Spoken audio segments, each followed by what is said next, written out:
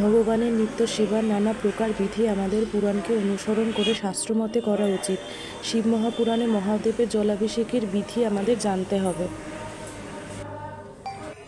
লিঙ্গের ডান দিকে অর্থাৎ গণেশ, বাম দিকে অর্থাৎ কার্তিক, মাঝে শিবকন্যা অশোক সুন্দরী এবং লিঙ্গের কটিদেশ অর্থাৎ মাতা পার্বতীকে জল অর্পণ করে আমাদের মহাদেবকে জল দিতে হবে।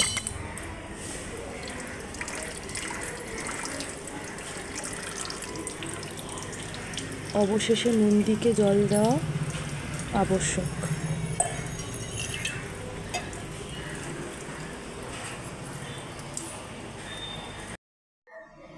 এবং অতি অবশ্যই মহাদেবকে ভস্ম বা বিভূতি অর্পণ করা উচিত, কারণ ভস্ম ছাড়া ভস্মধারীর পূজা অসম্পূর্ণ।